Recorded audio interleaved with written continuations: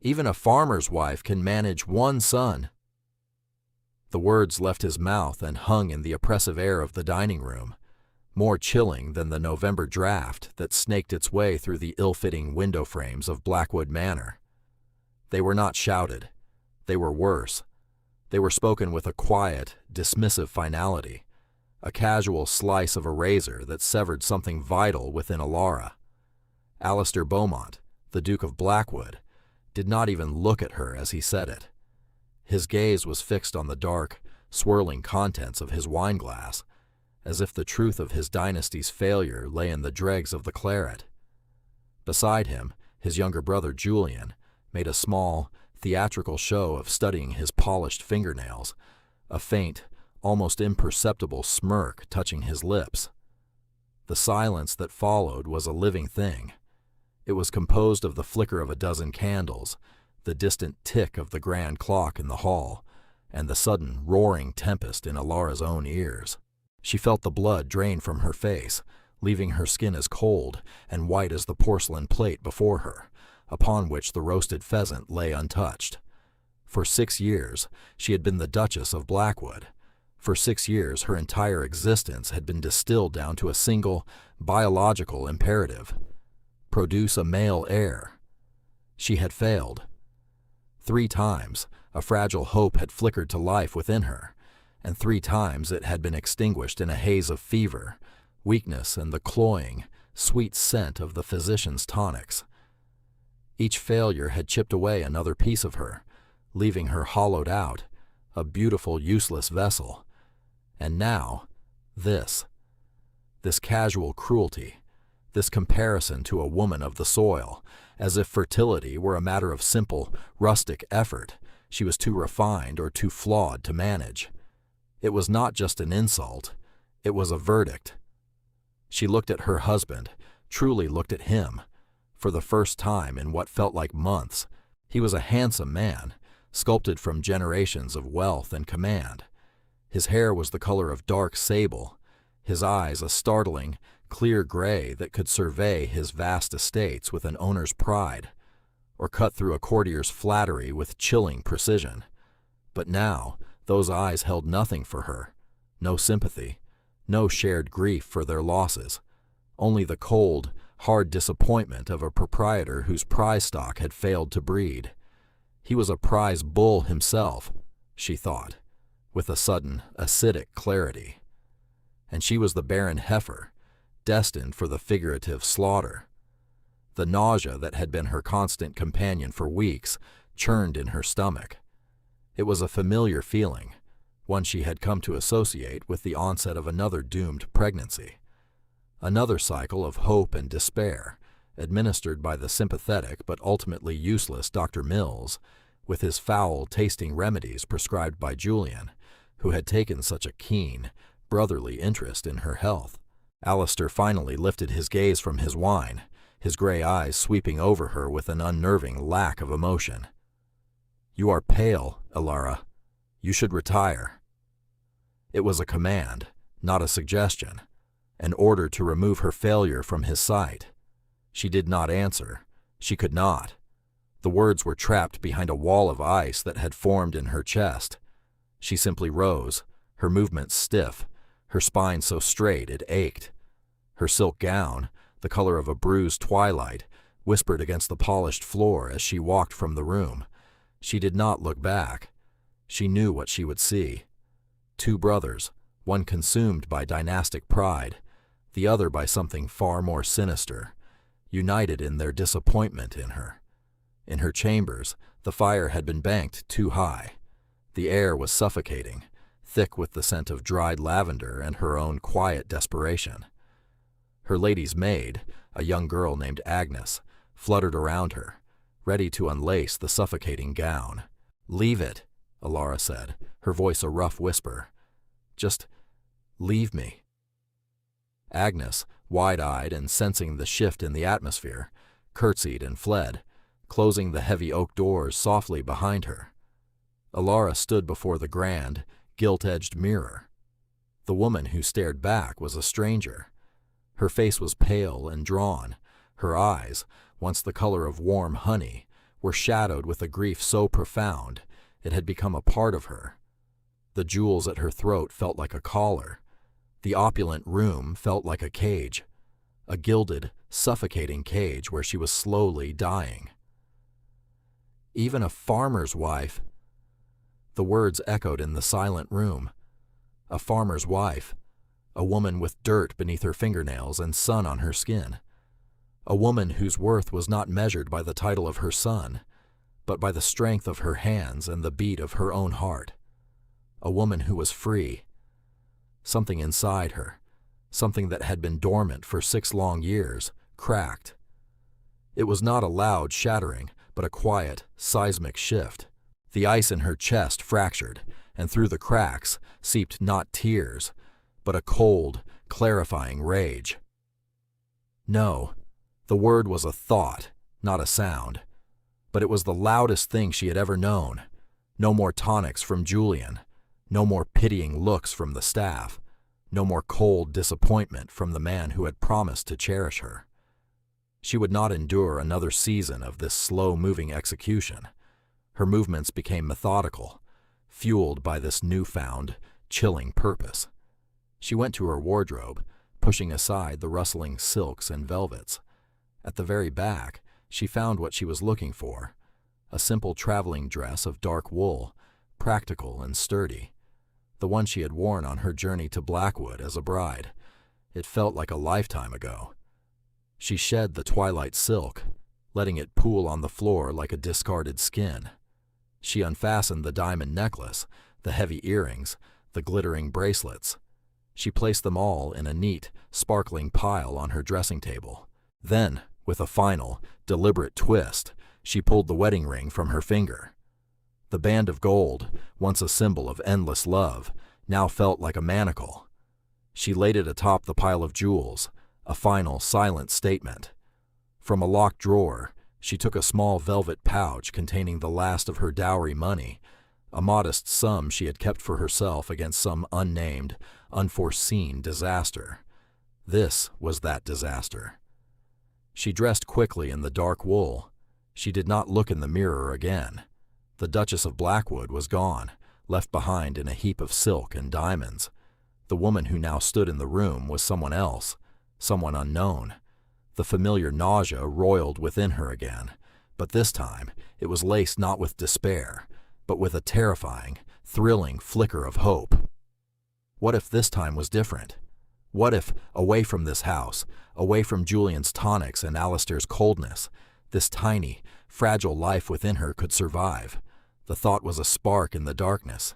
It was all she had. She did not take a carriage. She did not alert the staff. She walked down a servant's staircase, her soft-soled shoes making no sound on the stone. She slipped out a side door used by the gardeners, the cold night air hitting her face like a slap. It was shocking. It was real.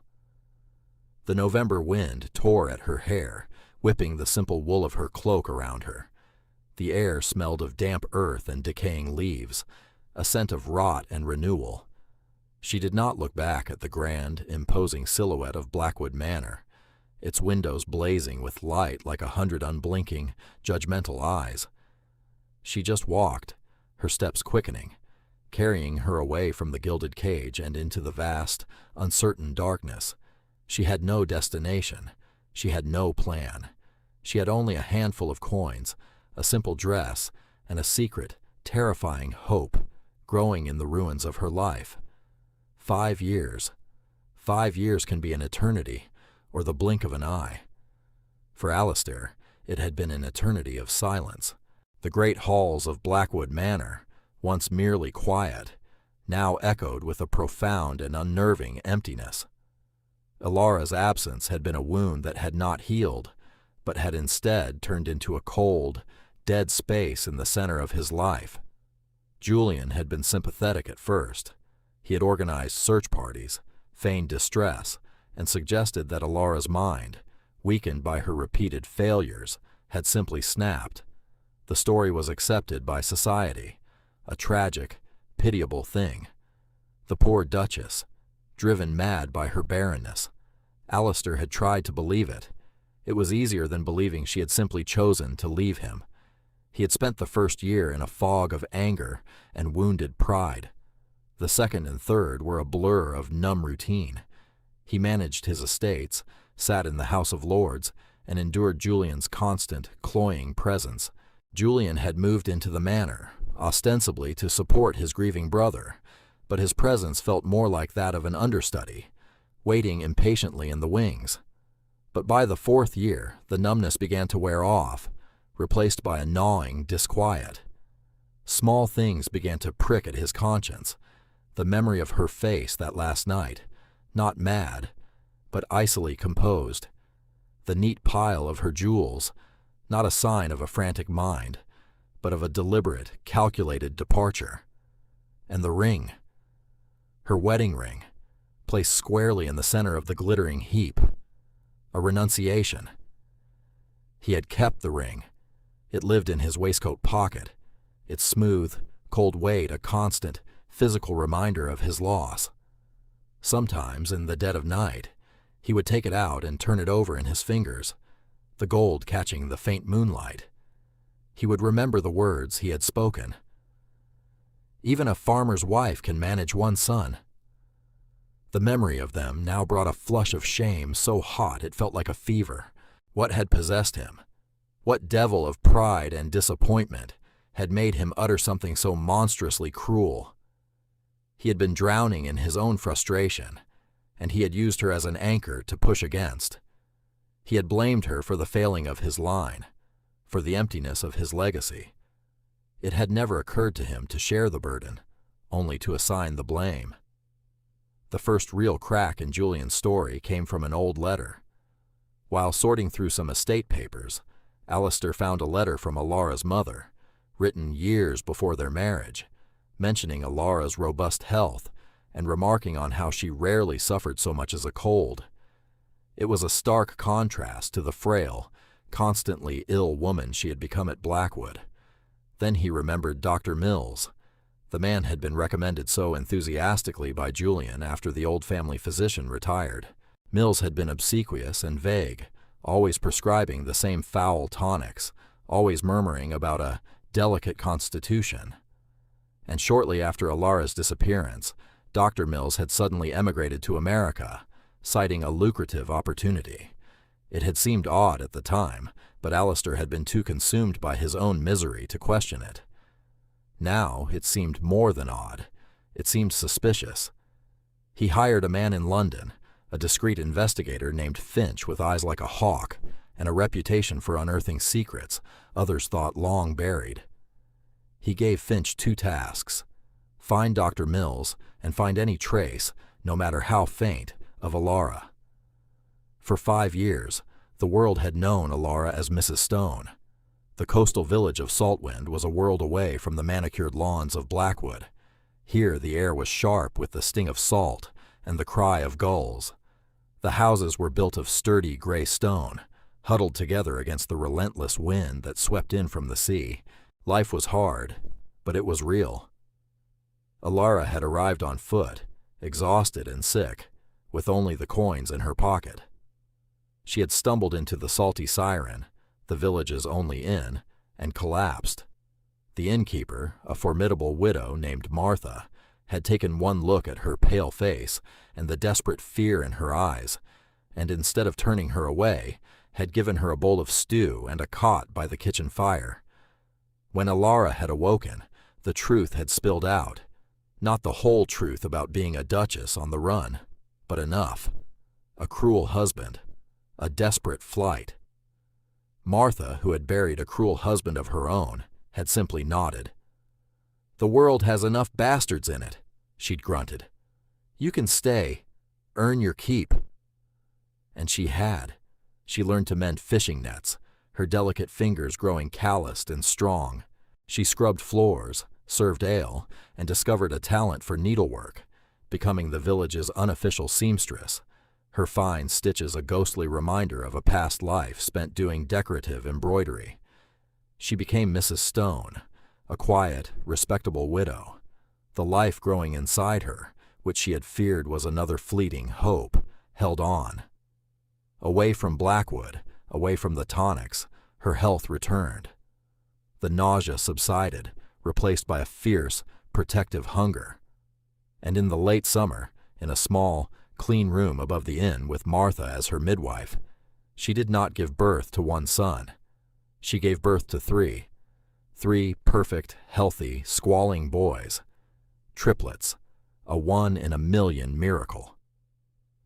When Martha had placed the third infant in her arms, Ilara had started to laugh. It was a wild, unhinged sound, full of irony and a strange, fierce joy. The Duke of Blackwood had wanted one son. She had managed 3, and none of them would ever bear his name.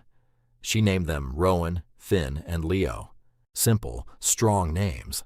Names that smelled of the earth and the sea, not of dusty titles and crumbling estates. They were her whole world.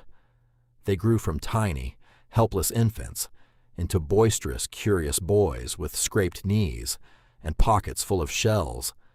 And they all had their father's eyes. That was the one, inescapable link to the past. All 3 boys had the same startling, clear gray eyes as Alistair Beaumont. Sometimes, when one of them looked at her with a certain direct, questioning gaze, her breath would catch in her throat. It was a constant, living reminder of the man who had broken her heart and, unknowingly, given her everything that mattered. She lived in a state of carefully constructed peace, always accompanied by a low thrum of fear. Fear that her past would find her. Fear that he would come. But as the years passed, the fear faded, replaced by the demanding, joyful realities of raising 3 boys. She was no longer a duchess. She was a mother. She was stronger, happier, and more herself than she had ever been. The report from Finch arrived on a rainy Tuesday. Alistair broke the seal with trembling fingers. Finch had found Dr. Mills living in Boston, a portly, nervous man running a failing apothecary. When confronted with evidence of a large sum of money deposited into his account the week he left England, a sum traced back to an agent of Julian's, the doctor had confessed everything. The tonics he had prescribed for Ilara had not been for her health. They contained small, cumulative doses of a toxic herb, enough to weaken her and induce miscarriage, but not enough to kill her outright. He had been paid handsomely by Julian Beaumont to ensure the Duchess of Blackwood never produced an heir. Alistair read the signed confession 3 times. The words on the page swam before his eyes. The air left his lungs in a rush, and he had to grip the edge of his desk to keep from falling. Poison. His brother had poisoned his wife, repeatedly. He had watched her suffer, had seen her grow frail and despairing, and had done nothing. Worse, he had blamed her. He had twisted the knife of his disappointment into the very wounds his brother had inflicted. The shame was a physical thing, a crushing weight that threatened to suffocate him. The cruel words he had spoken that night were not just an insult. They were the final blow in a long, calculated campaign of abuse. The second part of Finch's report was less definitive. He had found a faint trail. A woman matching Ilara's description had bought a coach ticket north 5 years ago. A coachman remembered a pale, quiet lady getting off near the coast. It was a cold trail, but it was something. Alistair did not hesitate. He packed a single bag, told his staff he was traveling on business, and ignored Julian's probing questions. He left Blackwood without a backward glance, the grand, empty house now feeling like a monument to his own spectacular failure. He followed the trail Finch had laid, a sliver of hope warring with a cavernous dread in his chest. What would he find? If he found her, what would he say? How could a man even begin to atone for a sin so profound? His journey ended in Saltwind. The village was windswept and rugged, a place that felt honest in its harshness. He took a room at the Salty Siren, the inn Finch had identified as a possible point of interest.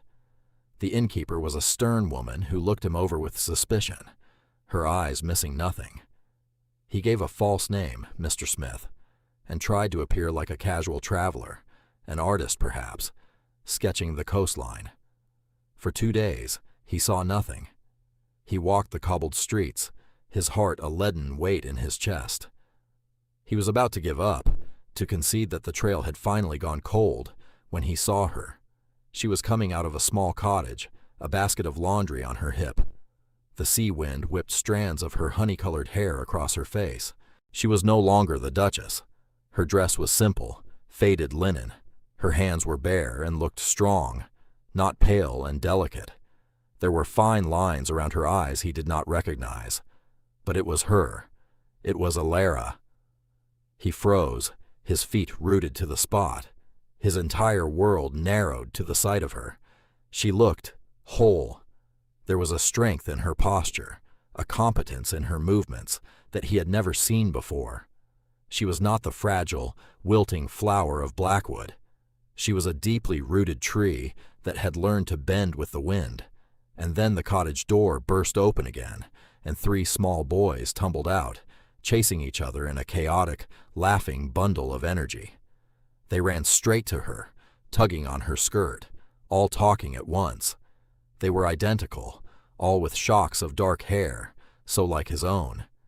Alara laughed, a sound he had not heard in years, a genuine, unburdened sound of joy.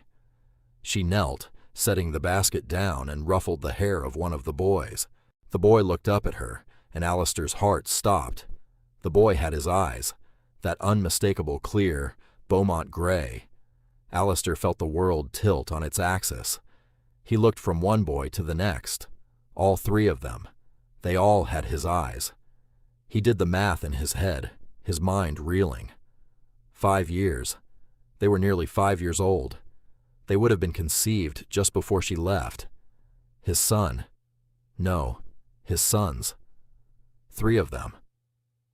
The cruel, arrogant words he had spoken that night came rushing back, a tidal wave of shame and regret so powerful it buckled his knees. Even a farmer's wife can manage 1 son. She had managed 3, in secret, in exile, without him. He took a step forward, an involuntary movement, a magnetic pull toward the family he never knew he had. She must have sensed his presence, a shift in the air, because her head snapped up. Her eyes met his across the dusty village street. The laughter died on her lips. The color drained from her face, leaving it a mask of pure shock. The basket of laundry slipped from her grasp, spilling clean, folded linens into the dirt. For a moment, the world was utterly silent, broken only by the cry of a distant gull and the frantic, hammering beat of Alistair's own heart. Alara's shock lasted only a second, quickly replaced by a cold, hard fury that was more formidable than any wall. She straightened up, her hand instinctively going to the shoulder of the nearest boy, pulling him close.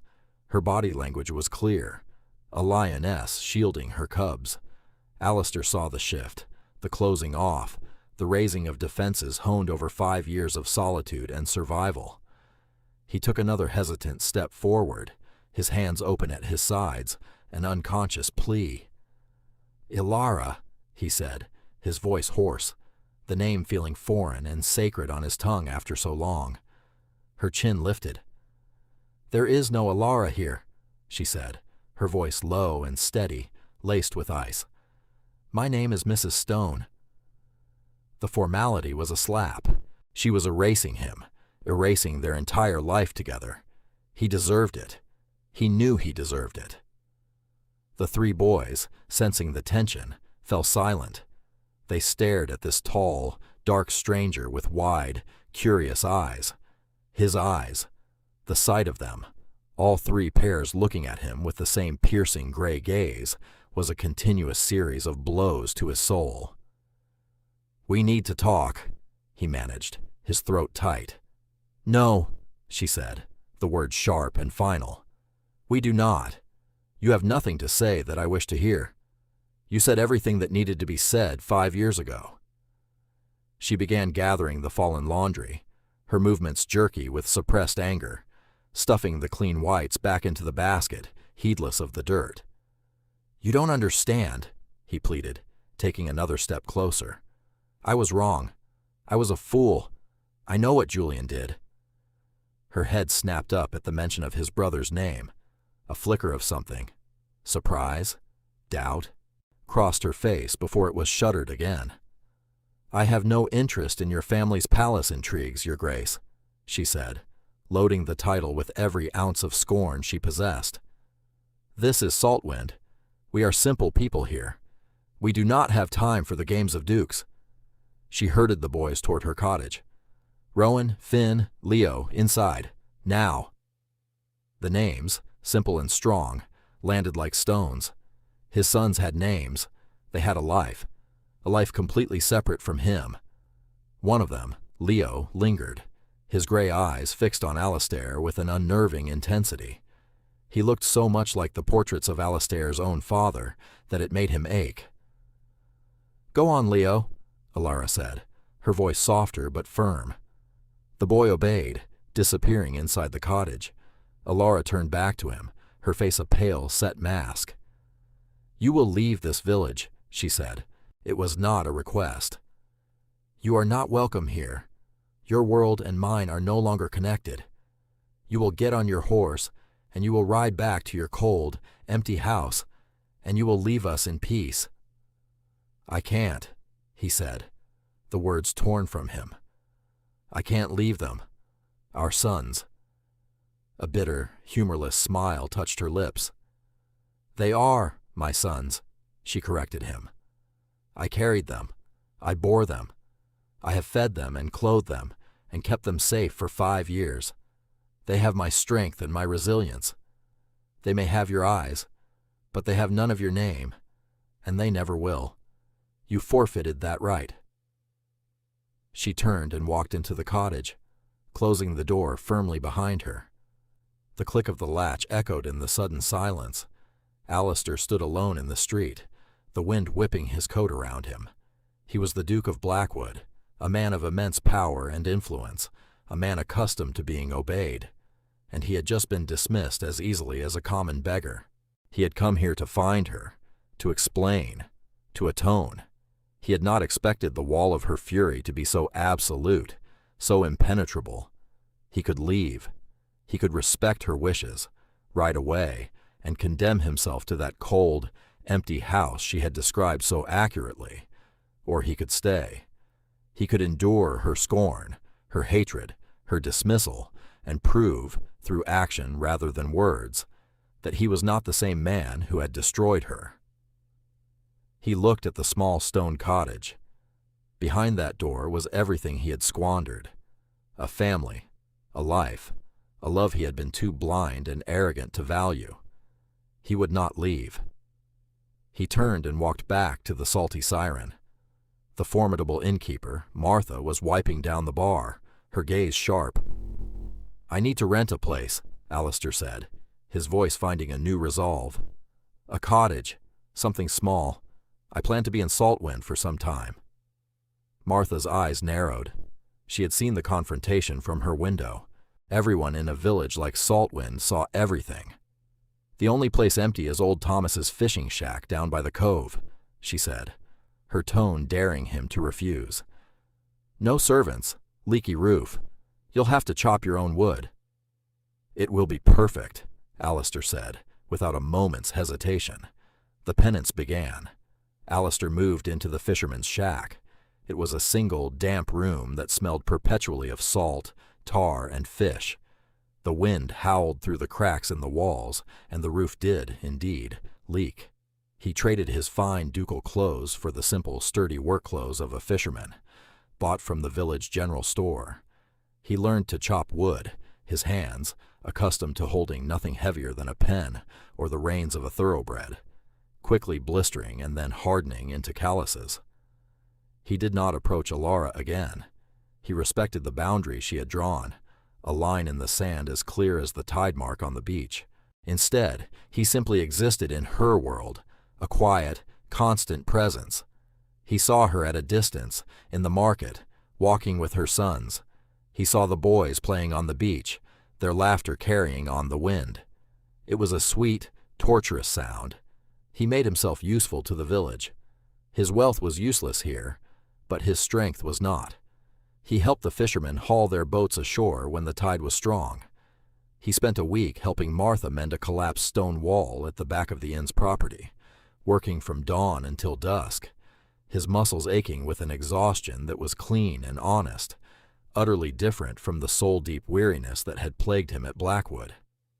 The villagers were wary of him at first. They knew who he was. News of a duke living in a fishing shack traveled fast. But they saw him work. They saw him keep his distance from Mrs. Stone and her boys. They saw a man not giving orders, but a man taking them, a man doing hard, thankless labor without complaint. Their suspicion slowly softened into a grudging respect. Alara watched all of this from afar, her heart a battlefield of conflicting emotions. She wanted to hate him. It would be so much easier to hate him. But the man hauling stones for Martha was not the cold, arrogant duke she had fled. This man was quiet, humbled, and hard-working. She saw the exhaustion etched on his face, the new calluses on his hands when he bought bread at the bakery. It was a deliberate performance, she told herself, a trick to win her over. But the performance never ended. Days turned into weeks. He never wavered. One afternoon, she was mending a sail in the inn's common room when Martha sat down opposite her, a thoughtful look on her face. "He's a fool," Martha said without preamble. Alara's needle paused. "He is. But he's a persistent fool," Martha continued, her eyes shrewd. "And he's not a proud one. Not anymore. I've seen proud men. They don't spend a month rebuilding a wall that a common laborer could have fixed." "What is your point, Martha?" Alara asked, her voice tight. "My point is, child, that a man can change, but only if he's broken first. And that man," she jerked her head in the direction of the cove, "is well and truly broken. He's trying to piece himself back together, and he seems to think the pieces are all here in Saltwind." Alara did not reply, but Martha's words settled deep inside her, taking root in the part of her that was tired of being angry. The package from Finch arrived by special courier. It contained the original signed confession from Dr. Mills and a thick file of financial records detailing every payment from Julian to the doctor and his agents. It was irrefutable proof. Alistair did not send the papers to her. He waited until he saw her walking along the cliffs, a solitary figure against the gray sky. He approached her slowly, cautiously, as one might approach a wary doe. He did not speak. He simply held out the thick oilskin pouch. She looked from the pouch to his face. His eyes were not demanding, only pleading. Hesitantly, she took it. "Read it," he said, his voice rough with the sea air. "That is all I ask. Read it, and then I will accept whatever you decide." He turned and walked away, leaving her alone on the cliff path. That night, by the light of a single candle, with her son sleeping soundly in the next room, Alara read. She read of the poison, the deliberate, systematic destruction of her health and her hopes.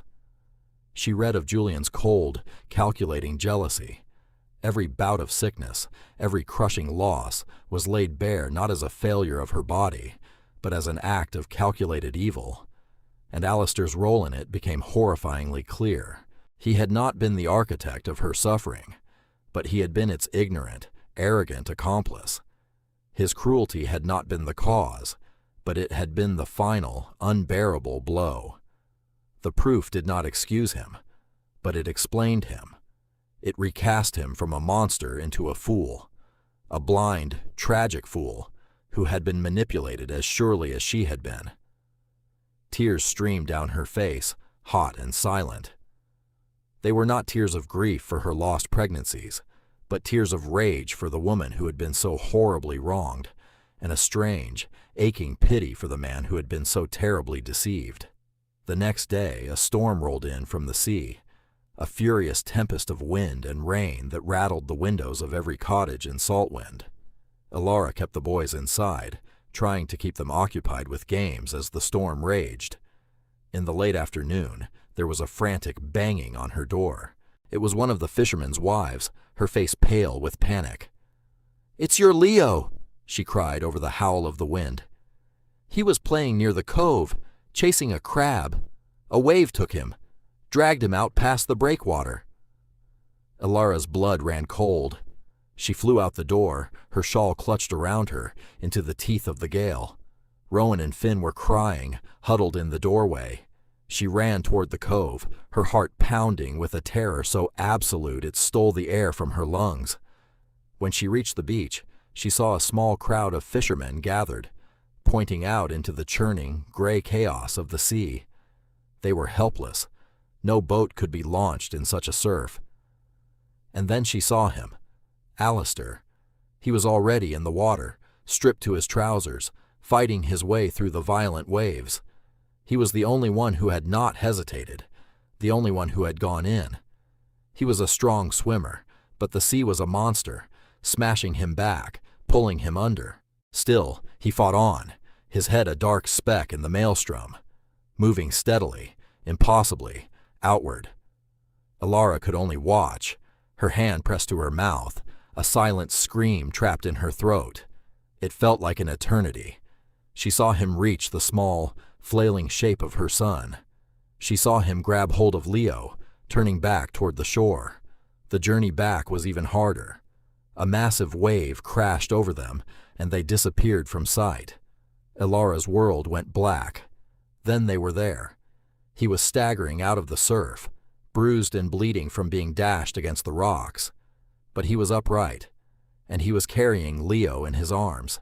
He collapsed on the sand, his body shaking with cold and exhaustion, but he did not release his son. He held Leo tight, coughing up seawater, his arms wrapped protectively around the boy's small, trembling body. Ilara ran to them, falling to her knees in the wet sand. Leo was crying, terrified and cold, but he was alive. He was breathing. She gathered him into her arms, her own body shaking with violent relief. "He's all right," Alistair gasped, his teeth chattering. "Just frightened." Ilara looked at him. His face was pale. A long gash on his temple was bleeding freely into his dark, wet hair. His chest was heaving. He had not thought of himself, of the title, of the danger. He had only thought of the boy, his son. In that moment, on the storm-racked beach, with the wind howling around them, the last of the ice around Ilara's heart finally broke. She took Leo back to the cottage, wrapped him in warm blankets, and sat with him until his crying subsided into sleepy hiccups. Martha came and tended to Alistair's injuries, clucking over him like a mother hen before ordering him to rest by the fire in the inn's kitchen. Later that evening, after the boys were asleep, Ilara walked across the village green to the inn. The storm had passed, leaving behind a sky washed clean and studded with stars. The air was cold and crisp. She found Alistair sitting alone by the fire, a blanket wrapped around his shoulders, staring into the flames. He looked up as she entered, his gray eyes weary but clear. She did not sit. She simply stood before him.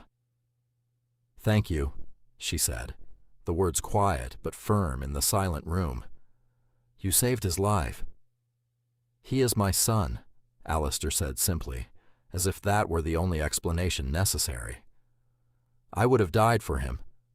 She believed him. "I read the papers," she said, her voice dropping lower. "I know what Julian did." A muscle tightened in his jaw. "It does not absolve me. I should have seen it. I should have protected you. My pride, my damnable pride made me blind. I failed you, Ilara. In every way a man can fail his wife." She finally sat in the chair opposite him. The firelight flickered between them, casting dancing shadows on their faces. "Yes," she said, her honesty as sharp and clean as the sea air. "You did." He flinched, but he nodded, accepting the blow. "What he did was evil," she continued. "But what you did was weak. I do not know which is harder to forgive." "I am not asking for your forgiveness," he said, his voice raw. "I know I have not earned it. I am only asking for a chance to atone. Let me be a father to them. I will not ask for anything for myself. I will stay here, in the shack. I will live as Mr. Smith. But please, let me know my sons."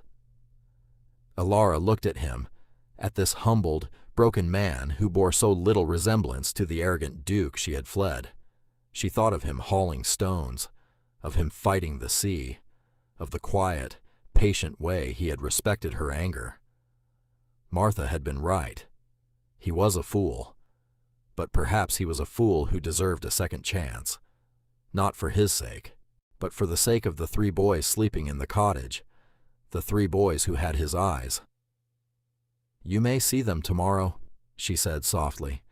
"You can help Rowan mend his fishing net. He is hopeless with knots." Hope, so brilliant and fierce it was almost painful, flared in Alistair's eyes. It was more than he had dared to wish for. "Thank you," he whispered. It was not forgiveness. It was not a reconciliation, but it was a beginning, a small, fragile truce in the long war between their past and their future. The atonement continued, but it was different now. It was no longer a solitary penance, but a shared, cautious rebuilding. Alistair became a fixture in the boys' lives. He taught them to tie knots, to read the tides, to carve small, intricate birds from driftwood. He was patient and gentle, never raising his voice, his quiet presence a steady anchor in their boisterous world. He learned their personalities. Rowan, the serious, thoughtful one. Finn, the wild, adventurous spirit. And Leo, the quiet observer, the one whose gray eyes seemed to see everything. He courted his sons with the same dedication and humility he had shown the village, and in doing so, he began to court Alara again, not with jewels or promises, but with small, consistent acts of service. He chopped her firewood, leaving it in a neat stack by her door each morning. He repaired the thatch on her cottage roof. He walked with her along the cliffs, not speaking of the past, but of the present, of the boys, of the rhythm of life in Saltwind. One evening, as they sat on the cottage porch, watching the boys chase fireflies in the twilight, Leo ran up to Alistair and pressed a small, crudely carved wooden bird into his hand. "For you," the boy said, before running off to join his brothers. Alistair stared at the simple toy as if it were the crown jewels. His throat was too thick to speak. He looked at Alara, his eyes shining with unshed tears. She gave him a small, hesitant smile. It was the first time she had truly smiled at him, in over 5 years. The downfall of Julian Beaumont was swift and absolute. Alistair did not need to return to London to orchestrate it. He sent Finch with the evidence to the family's solicitor and to the most influential members of the peerage. The scandal was contained, kept from the gossip columns, but within the closed circle of the aristocracy, it was devastating. Julian was stripped of his titles, his income, and his name. He was exiled, a pariah, his ambition turning to ash in his mouth. Alistair received the news via a letter, which he read and then promptly burned in Alara's kitchen fire. He was erasing the final vestiges of his old life. One cool autumn morning, months later, he found Alara sitting on the beach, watching the waves. He sat beside her on the sand. The comfortable silence that now existed between them was a testament to how far they had come. "I need to go back," he said quietly. "To Blackwood. There are things that must be set right. An estate cannot run itself forever." Alara's heart gave a painful lurch. She had known this day would come. He was a duke. He could not live in a fishing shack forever. "I see," she said, her voice carefully neutral, her gaze fixed on the horizon. "I'm not asking you to be my Duchess again," he said, turning to face her. "I am asking you to be my wife, my partner, to come home with me, Alara, to fill that cold, empty house with the noise and life of our sons, to help me build something new on the ruins of what I destroyed." He reached into his waistcoat pocket and pulled out the simple gold band she had left on her dressing table. It was worn smooth from years of his touch. "I have carried this every day for 5 years," he said. "It is yours, if you will have it." He did not try to put it on her finger. He simply held it out to her, in the palm of his calloused hand. The choice was entirely hers. She looked from the ring to his face. She saw the fear in his eyes, the vulnerability, the deep and abiding love he held for her and for their children. This was not the Duke of Blackwood. This was Alistair, the man who had faced down the sea for their son, the man who had patiently earned back a sliver of her trust. Slowly, she reached out and took the ring. She did not slide it onto her finger, not yet, but she closed her hand around it, the metal warm against her skin. "The boys will need a bigger garden," she said softly, and in the quiet space between them, filled with the sound of the sea and the promise of a new beginning, Alistair Beaumont finally understood. Home was not a house. It was a choice, and he would spend the rest of his life being worthy of the one she had just made.